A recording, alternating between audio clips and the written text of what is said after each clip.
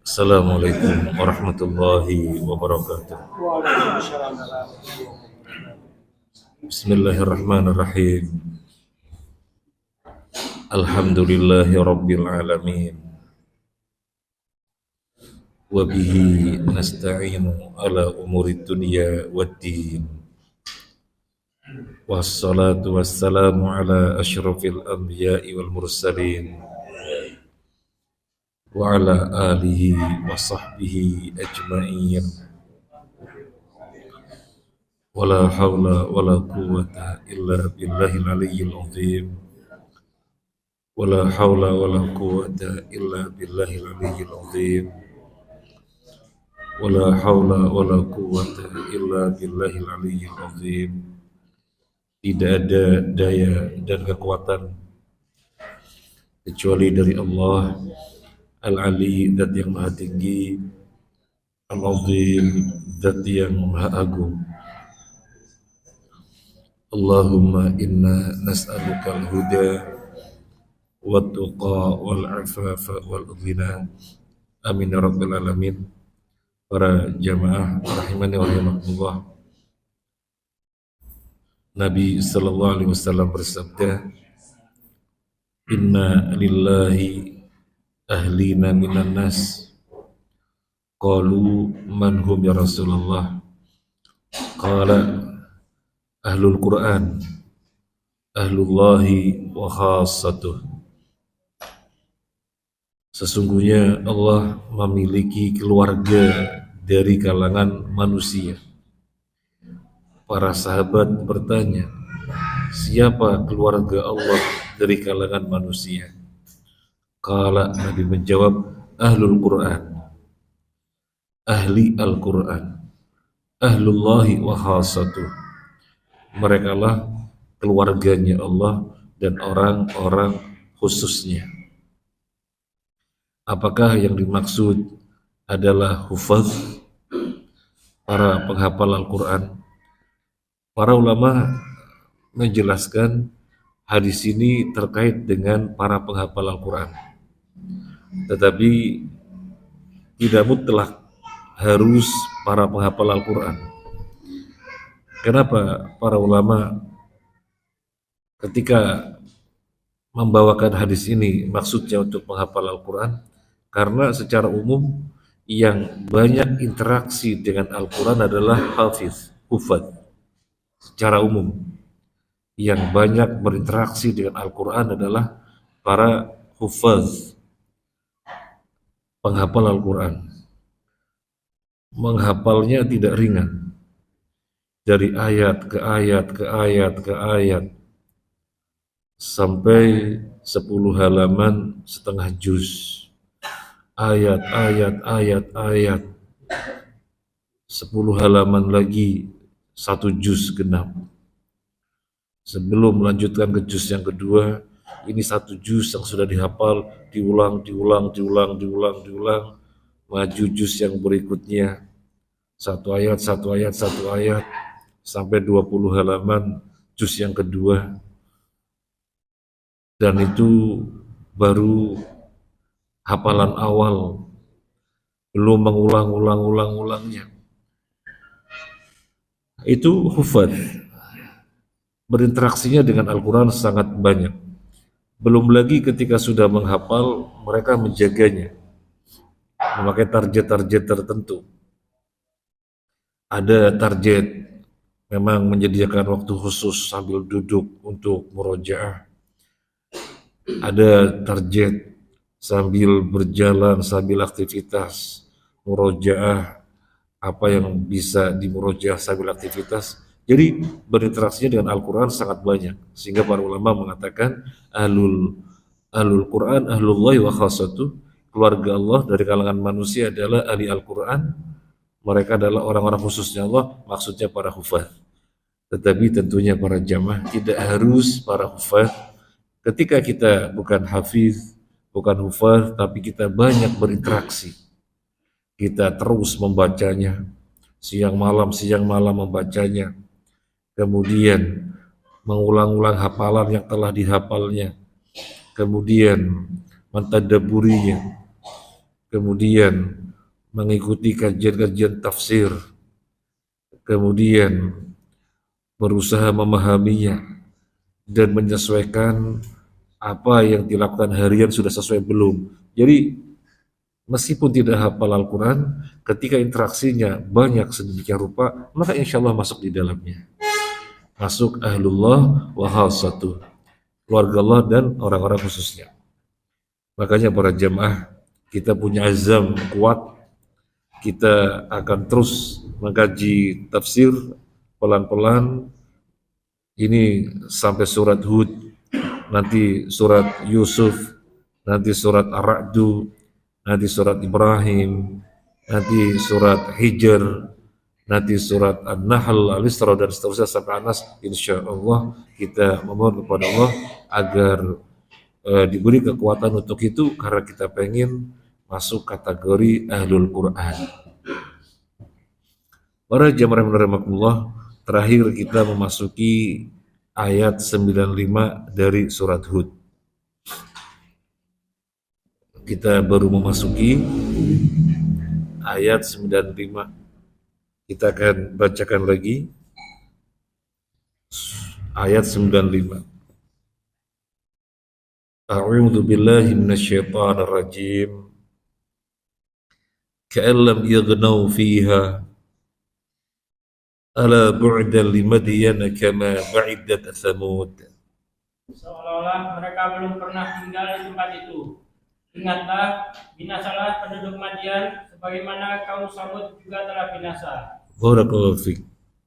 Ka'an lam yaghnaw, seakan-akan mereka tidak pernah ada, fiha padanya.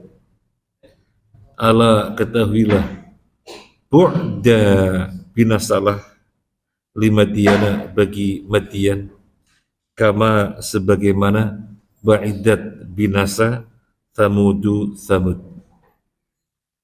Di dalam tafsir As-Sa'di, ka'allam yaghdaw fiha ay ka'annahum ma aqamu fi diyarihim wala tana'amu fiha hina atahum al-adab. Syekh As-Sa'di rahimahullah mengatakan, seakan-akan mereka tidak pernah menikmati kenikmatan apapun di negeri itu, bahkan seakan-akan mereka tidak pernah ada di negeri itu. Berarti sepi, nyenyek, gak ada kehidupan apa-apa, seakan-akan gak pernah ada manusia-manusia di situ. Allah binasakan sebinasa-binasanya. Ala bu'dal limadian, ala ketahuilah. Jadi kalau kita baca Al-Quran, mendapati kalimat ala artinya ketahuilah. Kalau dalam penulisan bahasa Indonesia pakai tanda seru, tanda pentung, ketahuilah. Berarti kita dikejutin, ala ketahuilah. Maka harus ada rasa tersendiri ketika kita membaca ala. Ala ketahuilah, bu'dan binasa, limadian bagi Madian, kaumnya Nabi Syu'aib, kama ba'idat Thamud, sebagaimana binasanya Thamud, id ahlakahallahu wa ahzaha kama ba'idat Thamud, ay qad istarakat hatanil qabilatani fis sihqi wal bu'di, fis suhqi wal bu'di wal halak. Allah telah menghancurkan kaum Madian. Allah telah menghinakan mereka sebagaimana sebelumnya Allah telah membinasakan kaum Thamud. Keduanya berserikat. Kedua kabilah ini berserikat, sama kondisinya di dalam kebinasaannya. Yang lalu sudah kita bacakan, Ibnu Abbas menjelaskan, tidak ada dua kaum diadab oleh Allah dengan adab yang sama. Kaum Madian dan kaum Thamud, bukankah sama?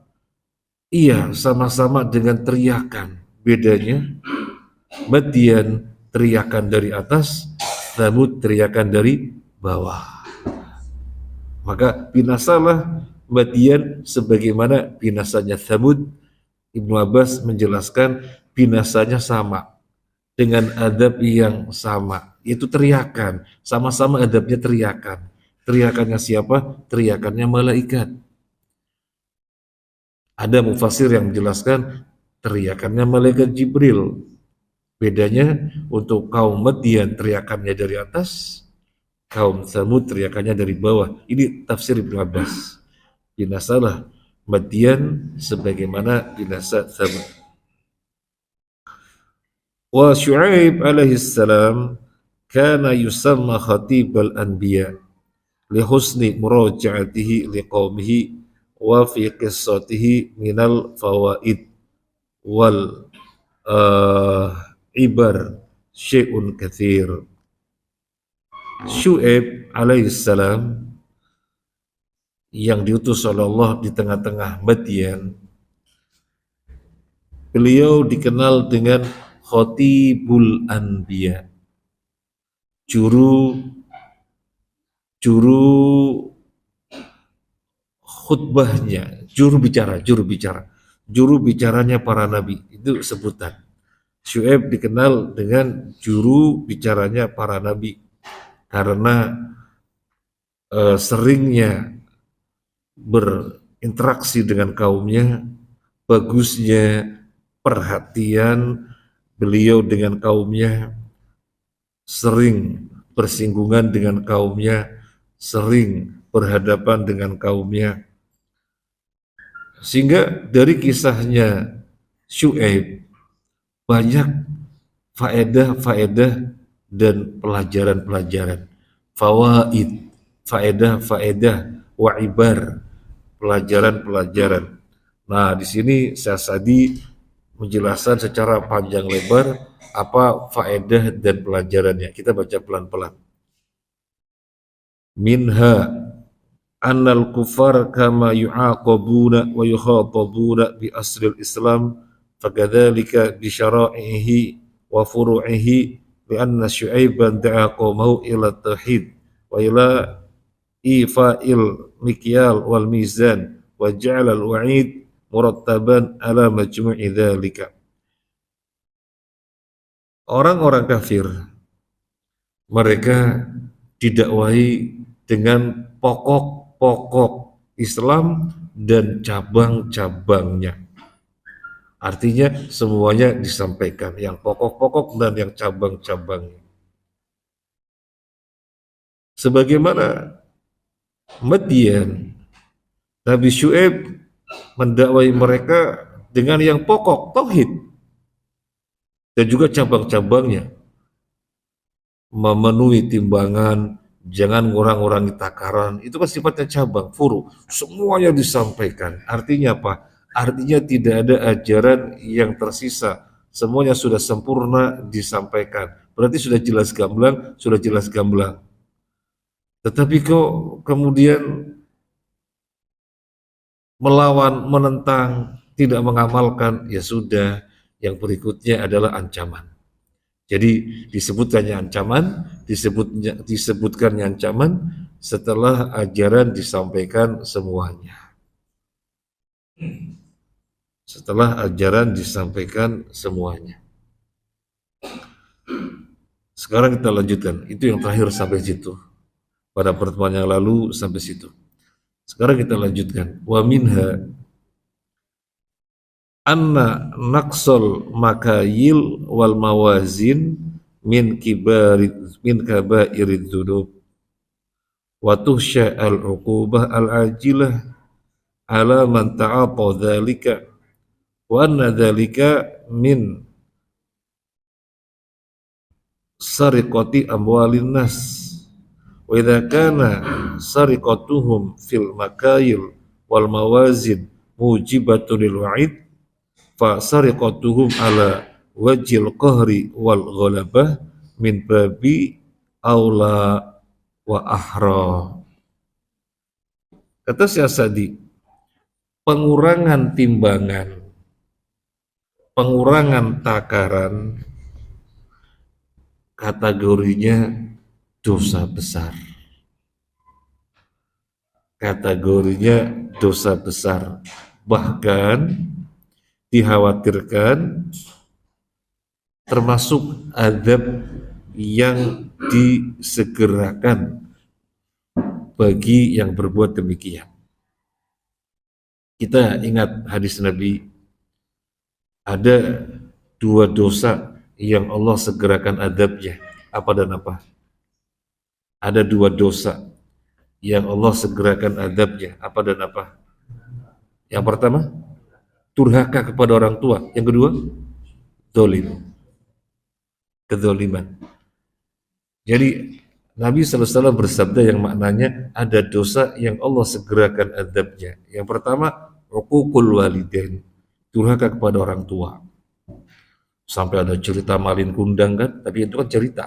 Ya, itu cerita. Kalau di hadis, bahwasanya durhaka kepada orang tua itu dosa yang paling disegerakan azabnya. Sehingga para jamaah dari sini kita merenung.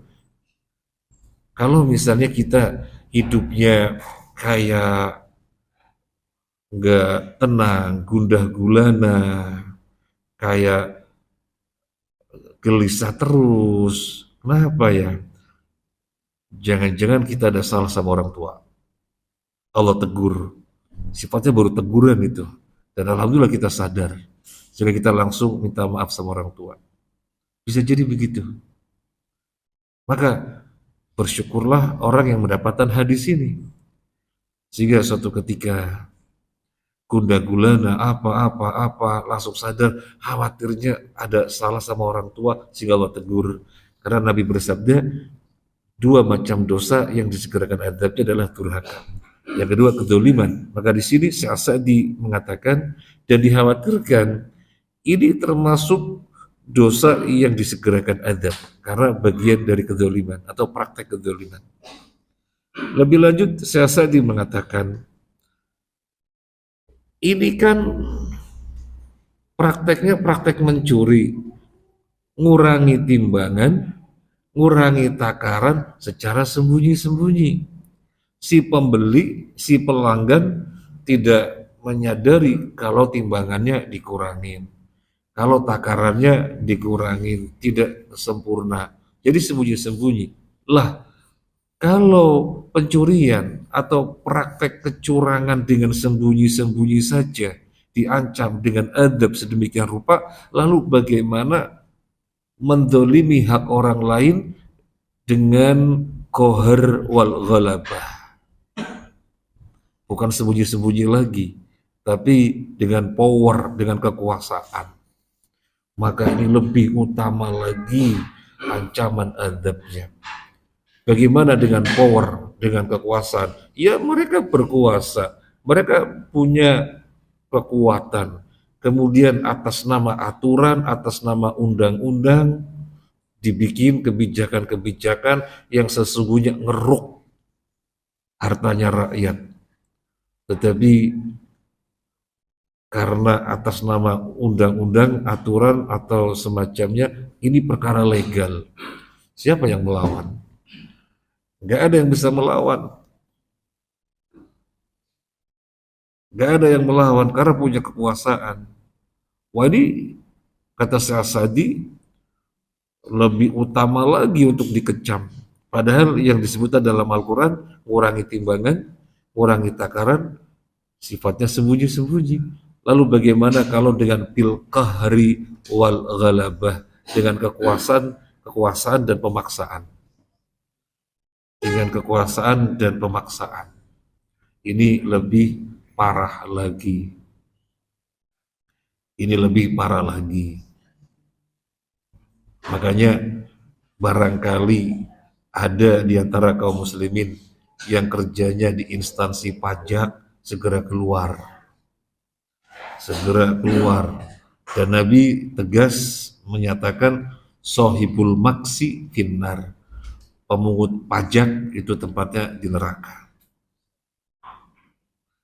Ya, ibrah yang bisa kita ambil dari ayat ini kisah Nabi Syuaib itu mencuri, curang secara sembunyi-sembunyi, diancam dengan azab sedemikian rupa. Lalu bagaimana dengan bil qahri, kekuasaan, wal ghalaba, pemaksaan? Lebih berat lagi, lebih berat lagi. Atau dalam makna ini merampok, lebih berat lagi. Wong sembunyi-sembunyi saja berat, apalagi memaksa, memeras, lebih berat lagi. Wa minha, yang berikutnya,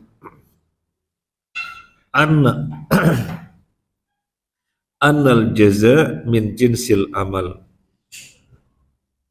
Faman bakhisa amwalan nas yuridu ziyadata malihi uqiba binaqidhi dzalika wa kana sababan li zawalil khair alladhi indahu minar rizqi liqaulihi inni arakum bi khair fala tusabbibu ila zawali bi fi'likum.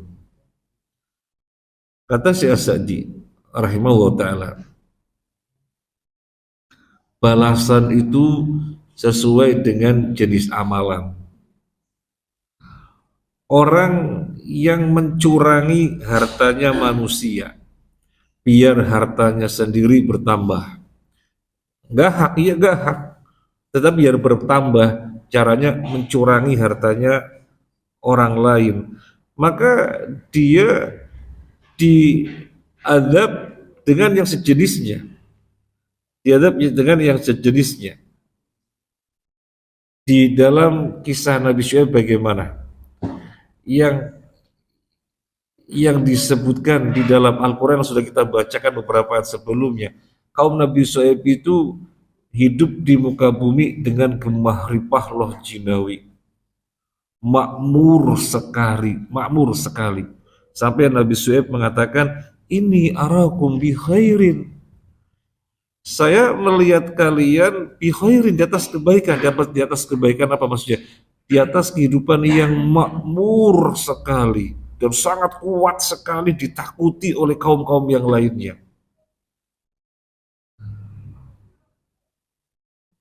Nabi Syuaib mengkhawatirkan, nanti kalau kalian ngurangi timbangan, ngurangi takaran, Allah adab sehingga tidak gemah ripah lo jinawi lagi. Nah, jadi hukuman itu sesuai dengan jenis amalannya. Amalannya ngurang-ngurangi harta manusia, maka diadab, dihilangkan nikmat dari mereka yang berupa harta, fasilitas, dan yang lainnya. Seakan-akan gak ada kehidupan sama sekali, gak ada fasilitas sama sekali, gak ada gedung-gedung sama sekali, hancur, kayak gak ada kehidupan, sepi nyenyet. Bahasa Surabaya apa sepi nyenyet? Hah? Enggak ada bahasa Surabaya, sepi nyenyet, sama ya. Nah itu balasan itu sesuai dengan jenis perbuatannya. Orang yang niyahah, sedih secara berlebihan ketika ada keluarga yang meninggal dunia, nampar-nampar pipi lah, gulang-guling lah, teriak-teriak, itu kategorinya niyahah. Di akhirat nanti dipakaikan dengan pakaian terbuat dari tir, sangat panas sekali, atau pakaian dari kudis, sangat gatal sekali. Kata Syekh Utsaimin, balasan sesuai dengan jenis perbuatannya. Kira-kira kesamaannya di mana? Orang niyahah, tetapi di akhirat dipakaikan dengan pakaian dari kudis, gatal sekali, dengan tir, panas sekali. Kesesuaiannya, kata Syekh Utsaimin, orang kena musibah mestinya mengenakan pakaian takwa. Tetapi dia tidak mengenakan pakaian takwa sehingga dia menyakiti badannya sendiri, tempeleng, gundulin rambutnya, nyakar-nyakar, nyobek baju. Ya nanti di akhirat dipakaikan dengan baju tir, kelenjeng. Apa bahasa ini kelenjeng? Kepanasan kelenjengan itu apa kelenjengan? Ya kejet. Ya. Atau dengan sangat gatel sekali. kelencengan. Ini bahasa Jerman, jajar kauma, kelenjeng. Balasan sesuai dengan jenis perbuatannya. Orang yang riba, kata Allah, nanti dibangkitkan seperti orang gila. Seperti orang gila.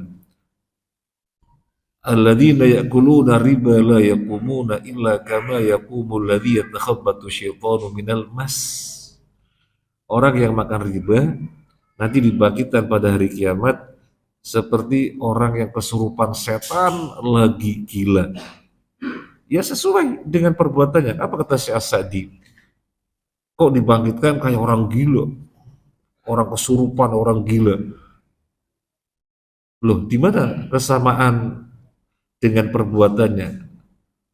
Sisi mana kesesuaiannya? Kata Syekh As-Sa'di, ketika di dunia sudah tahu riba itu haram, tetapi dia mensikapinya seakan-akan halal, sehingga terus. Ini kan akalnya terbalik. Wong tahu haram ya sudah berhenti. Sudah tahu haram tapi terus. Berarti kan akalnya terbalik, kata Syekh Sa'di. Yang akalnya terbalik itu orang gila. Menyamakannya dengan jual beli. Kata mereka, sebagaimana Allah sebutkan tentang orang-orang jahiliyah, innamal bai'u mithlur riba. Jual beli kan kayak riba. Jual beli gak dilarang kok. Kenapa riba dilarang? Kan sama-sama motivasinya meraih keuntungan kan. Orang jual beli biar dapat untung. Orang riba juga biar dapat untung. Minjemin 1 juta dapat 1.300.000. Kan sama aja dengan jual beli meraih keuntungan. Kok dilarang? Ini kata orang jahiliyah. Maka diabadikan dalam Al-Quran ucapan mereka, pemahaman mereka. Udahlah sama aja. Ya Allah katakan haram ya sudah berhenti. Kok berperilakunya seakan-akan perkara yang halal. Akalnya terbalik. Yang akalnya terbalik adalah orang gila, maka dibangkitkan pada hari kiamat seperti orang gila. Kalau mau pakai logika seperti itu ya gampang saja bantahnya. Ya. Nikah itu kan tujuannya menyentuh wanita. Lah, pergi ke doli juga nyentuh wanita, sama-sama nyentuh wanita, berarti boleh dong. Iya, sama-sama nyentuh wanita, tapi jalannya kan beda, gak bisa disamakan. Nah, kita lanjutkan. Jadi al-jaza'u min jinsil amal. Balasan sesuai dengan jenis amalannya. Muadzin nanti di akhirat dibalas dengan apa? Paling panjang lehernya. Orang sudah berteriak-teriak manggil-manggil orang. Lehernya panjang, teriak-teriak. Maka pada hari kiamat yang paling dipanjang lehernya adalah muadzin. Apa maksudnya dipanjang lehernya? Jangan bilang kayak jerapah, jangan. Nah, itu gambaran di dunia panjang leher kayak jerapah. Yang dimaksud adalah dimuliakan oleh Allah di hadapan seluruh manusia. Itu diantara syarah dari ulama. Kalau kita lihat hadis, syarah-syarahnya, diantara syarahnya adalah itu, dimuliakan di hadapan manusia.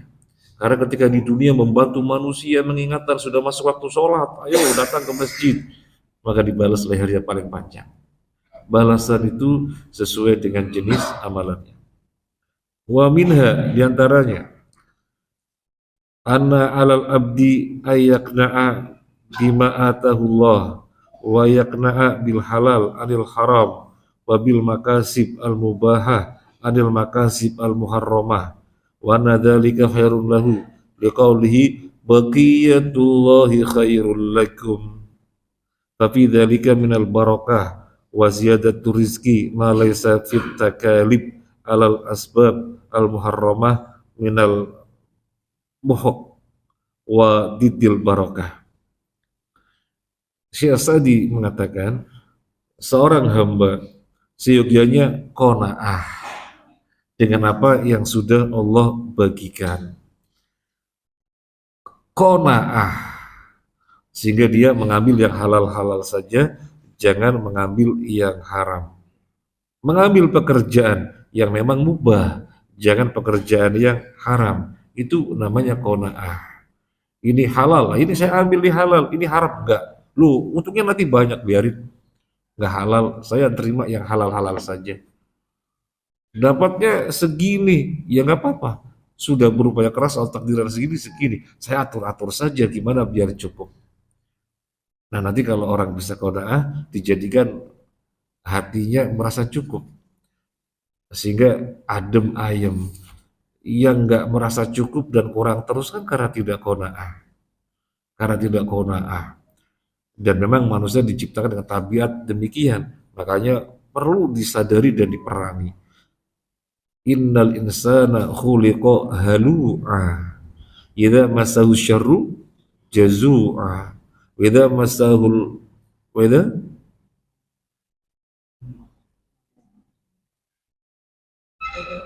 idza masahu syarru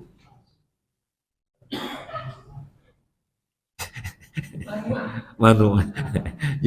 Jadi manusia diciptakan dengan tabiat bakhil, menahan apa yang disukainya, dan dia rakus sesuatu yang diinginkan dikejar-kejar. Itu tabiatnya manusia seperti itu.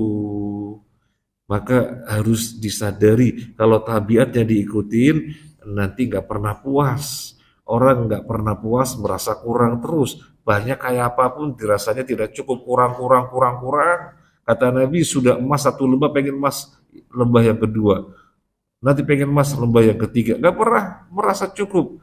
Baru sudah nggak menginginkan kalau mulutnya disumpel dengan tanah alias mati. Nah, seyoginya manusia itu qanaah dengan apa yang Allah berikan, termasuk yang halal-halal saja, jangan yang haram. Itu lebih baik. Itu lebih baik. Nabi Syuaib menjelaskan kepada kaumnya, baqiyatullahi khairul lakum. Baqiyatullah, yang tersisa dari Allah itu lebih baik. Mereka belinya 1 kilo, layani 1 kilo. Ada apa cuma dilayani 8 on karena merasa saving 2 on keuntungan, nggak bagus. 1 kilo layanin 1 kilo, yang didapatkan berapa? 1.000, itu lebih bagus. Namanya baqiyatullah daripada layannya cuma 8 on. Memang ketambahan 200 rupiah, mestinya 1.000 jadi 1.200, tapi itu haram. Itu bukan baqiyatullah. Yang baqiyatullah yang tersisa di sisi Allah, artinya yang diterima di sisi Allah, itu yang halal. Itu lebih bagus. Nah, ini di sini ada pelajaran agar kita itu qanaah. Jangan seperti kaum Madian tidak qanaah, akhirnya yang merasa kurang-kurang, akhirnya berbuat yang haram. Para jemaah, pangkal dosa ada berapa? Pangkal dosa ada berapa? Jadi ini pangkalnya dosa yang melahirkan dosa yang lainnya yang macam-macam sangat banyak. Ini yang kedua juga pangkal dosa yang kemudian melahirkan dosa yang sangat banyak. Pangkal dosa ada 3. Kita baca ayatnya. Walladzina la yad'una ma'allahi ilahan akhar wa la yaqtuluna an-nafsa allati harramallahu illa bil haqqi wa la yaznun wa may yaf'al dzalika yalqa athama, dalam surat Al-Furqan. Walladzina la yad'una ma'allahi ilahan akhar. Ini kan tentang ibadur rahman, hamba Allah yang spesial. Mereka tidak berbuat syirik, tidak menyeru Allah dengan sesuatu yang lainnya, tidak berbuat syirik. Mereka tidak membunuh jiwa kecuali yang hak, dan mereka tidak berzina.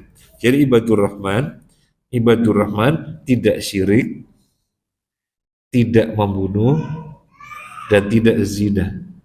Kita pasti bertanya-tanya, lah, kemaksiatan, kemungkaran banyak sekali, kok yang disebutkan hanya 3 saja yang ibadur rahman tidak melakukannya? Pasti kita bertanya-tanya, ini maksudnya bagaimana? Masa kemungkaran cuma 3, tidak syirik? Ibadur rahman itu hamba yang spesial, disebut ibadur rahman. Artinya hamba yang dilimpahkan rahmat itu ibadur rahman. Hamba yang dilimpahkan rahmat, kriterianya banyak. Di antaranya adalah terkait dengan kemungkaran, tidak syirik, tidak membunuh, dan tidak berzina. Ibnul Qayyim rahimahullah menjelaskan, bukannya ibadur rahman hanya meninggalkan jenis 3 dosa ini, tapi seluruh dosa, seluruh kemungkaran ditinggalkan. Adapun Al-Quran menyebutnya 3 jenis dosa, tidak syirik, tidak membunuh, dan tidak zina, karena ini adalah puncak dosa dari pangkal dosa. Apa pangkalnya? Yang pertama, pangkal dosa adalah tidak qanaah. Pangkal dosa yang pertama tidak qanaah.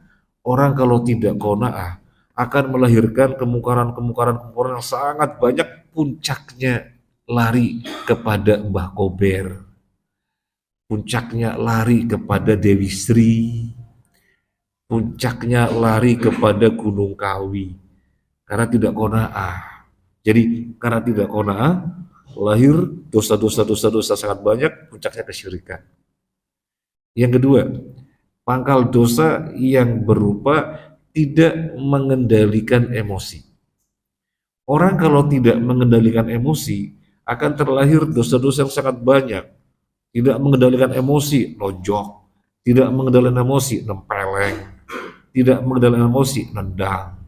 Tidak mengendalikan emosi, misuh-misuh. Tidak mengendalikan emosi, apa? Macam-macam. Puncaknya membunuh. Yang ketiga, pangkal dosa yang berupa tidak mengendalikan syahwat. Tidak mengendalikan syahwat. Orang kalau tidak mengendalikan syahwat akan lahir macam-macam dosa. Jawilem, jawil, yang dijawil juga gelem. Jawilem, dijawil gelem, jawil gelem. Itu karena tidak mengendalikan syahwat. Dan yang lainnya puncaknya zina. Jadi kata Ibnu Qayyim, yang disebutkan di dalam ayat ini itu puncak dosa yang berangkat dari pangkalnya. Seluruh dosa apapun pangkalnya 3. Tidak qanaah, tidak mengendalikan emosi, dan tidak mengendalikan syahwat. Nah, sekarang tentang tidak qanaah oleh kaum Madian, apa yang terjadi? Kemungkaran semacam itu, ya, kemungkaran semacam itu, mengurangi timbangan, mengurangi takaran, dan yang lain-lainnya, sampai jelek-jelekin Tuhannya Nabi Syuaib, ngata-ngatain sholat, berbuat kesyirikan, disebutkan dalam kisah Nabi Syuaib ini. Sudah, kita cut untuk adzan dulu, nanti kita lanjut sedikit insyaallah. Sallallahu alaihi Muhammadin wa ala alihi washabihi ajmain. Allahu Akbar, Allahu Akbar.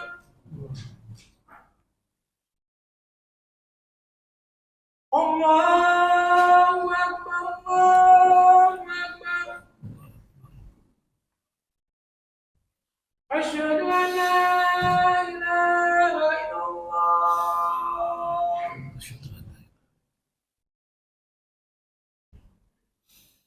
Asyhadu an la ilaha illallah. Asyhadu anna Muhammadar Rasulullah.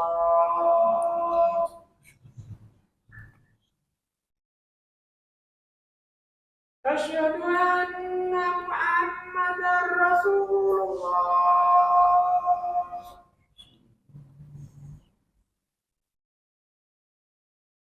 Hayya 'alas shalah. La haula wala quwwata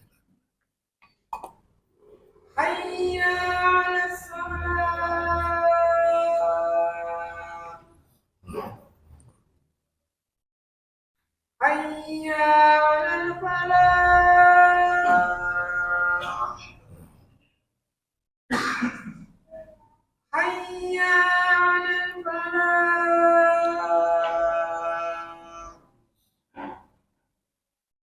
الله أكبر الله أكبر لا إله إلا الله La ilaha illallah.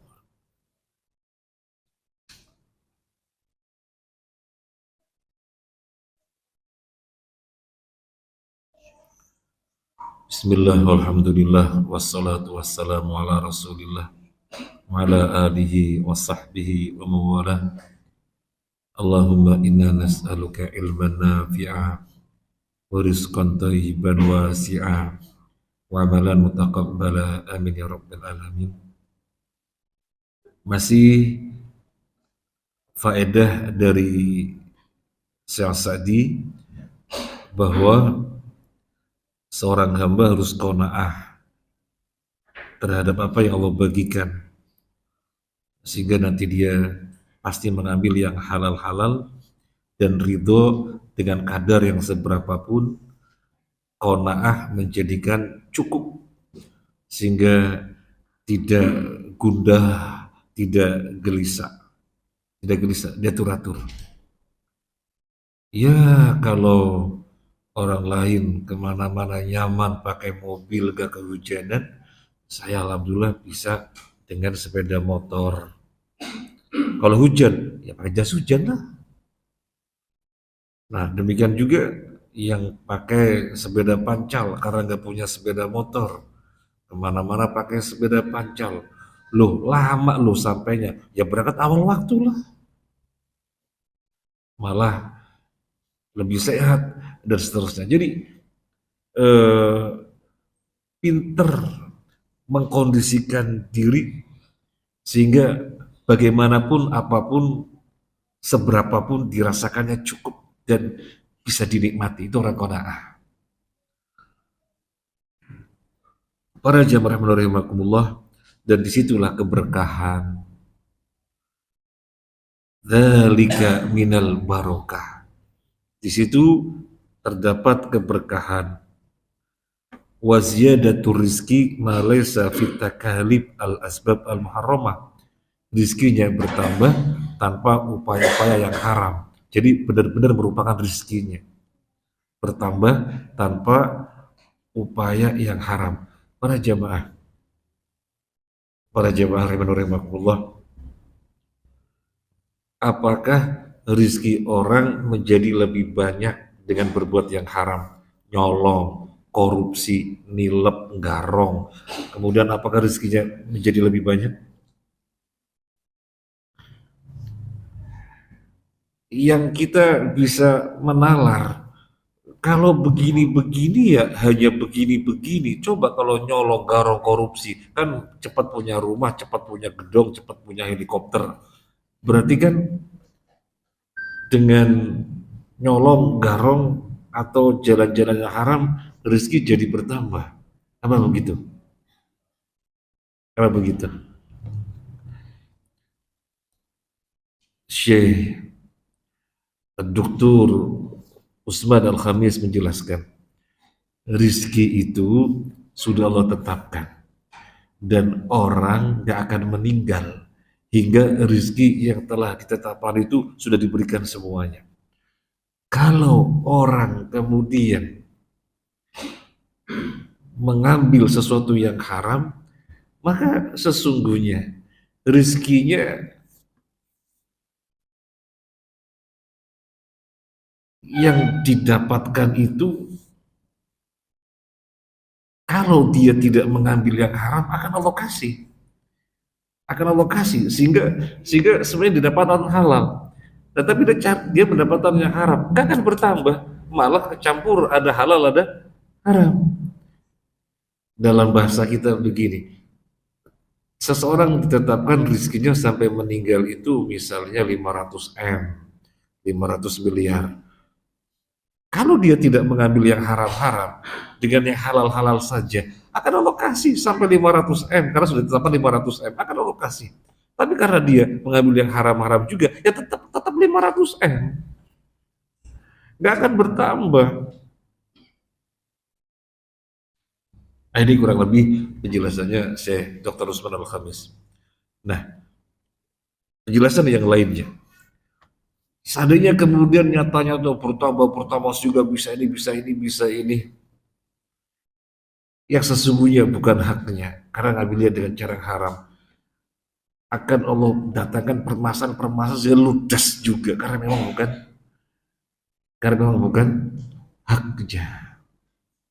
Maka para jamaah yang rahimakumullah, kalau kita sudah mengetahui bahwa rizki tidak akan pernah salah, tidak akan pernah meleset dari kita ketika Allah tentukan untuk kita, dan tidak akan pernah mengenai kita kalau takdiran meleset dari kita, sudah kita tenang. Apa yang dirisaukan? Nggak ada dirisaukan, semuanya akan dikasihkan sesuai dengan takdir yang sudah Allah tetapkan. Jadi yang terpenting kita ikhtiar dengan yang halal-halal. Pasti Allah datangkan. Kenapa kemudian mengejar-ngejar sampai nggak sholat, mengejar-ngejar sampai yang haram diambil, menzolimi orang? Nggak akan bertambah. Iya, kan dapat segera, tetapi gak akan menambah. Akhirnya bercampur yang halal dan haram rizkinya. Sobat, sadar tidak ngambil yang haram, akan didapatkan dan semuanya halal. Penjelasannya Syekh Usman Al-Khamis. Maka rugi orang yang ngejar-ngejar harta sampai ninggalin sholat jamaah. Rugi orang-orang yang ngejar-ngejar harta sampai ninggalin taklim, rugi.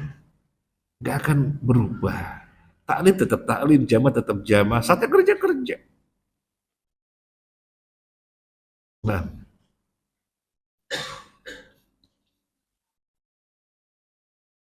sedikit cerita nggak apa-apa ya. Kita bertemu dengan orang yang bertobat dari riba.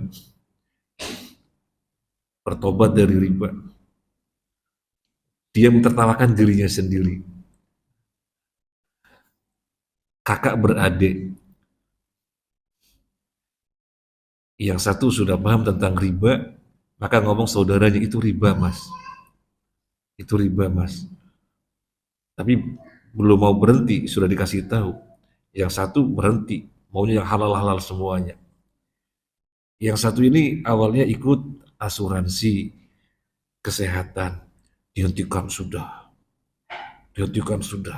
tahu itu horor riba maisir di dalamnya. Nah, yang satu masih terus asuransi kesehatan. Nah, kemudian anak masing-masing sakit, masuk rumah sakit bareng. Anaknya kakaknya dan anaknya adiknya.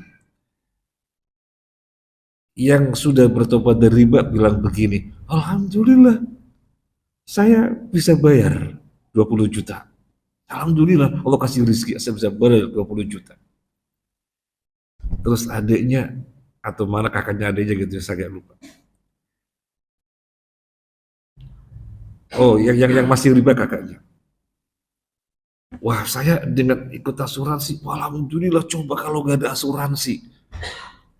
Besar itu, alhamdulillah ada asuransi. Saudarinya bilang, saya gak pakai asuransi bisa bayar rezeki dari Allah. Ini dia jadi mikir. Mikirnya begini, iya ya, kok saya bersyukur karena ada asuransi, akhirnya rumah sakit terbayar.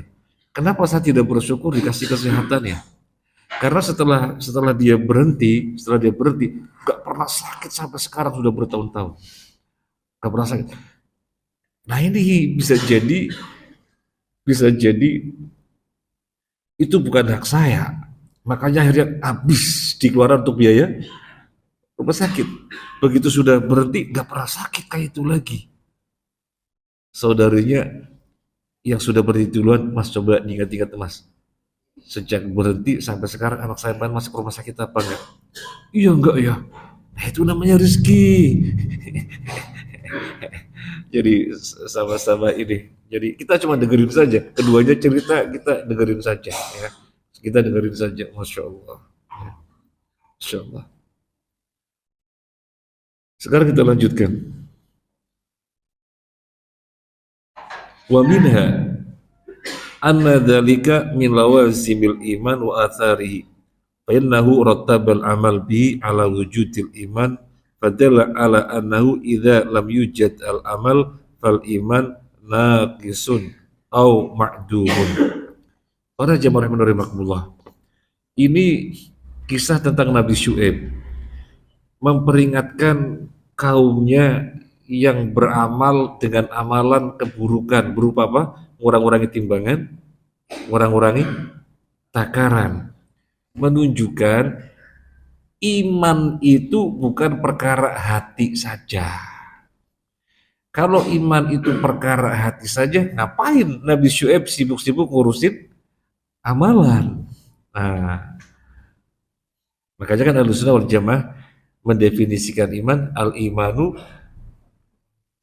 i'tiqadun bil jinan wa qalun bil lisan wa amalun bil jawari wal arkan. Itu iman. Sementara orang Murji'ah mengatakan iman itu cukup dengan hati. Orang masuk Islam maka imannya sempurna, tidak pernah berkurang sampai matinya. Itu Murji'ah. Apa logikanya Murji'ah? Makanya logika. Orang Murji'ah mengatakan orang kafir kalau berbuat keimanan ngefek apa enggak? Enggak ngefek. Kebaikan kayak apapun, ya kebaikan kayak apapun, kesalahan kayak apapun enggak akan ngefek karena dia punya pondasi kekufuran. Nah sama saja orang beriman, dia punya pondasi keimanan, maka keburukan ya ngefek karena ada keimanan. Nah, itu logika dia seperti itu. Ya logika dia mainnya. Kalau lihat ayat Al-Quran, hadis-hadis jelas. Sekarang lihat kisah Nabi Syuaib. Ngapain sibuk-sibuk ngurus kaumnya yang berbuat ngurangi timbangan, ngurangi takaran. Ini menunjukkan iman itu juga berbicara juga terkait dengan amalan. Nah, jadi kisah Nabi Syuaib ini menambah hazanah atas pemahaman kita bahwasanya kita selama ini sudah tahu iman itu keyakinan dengan hati, ucapan dengan lisan, dan amalan dengan anggota badan.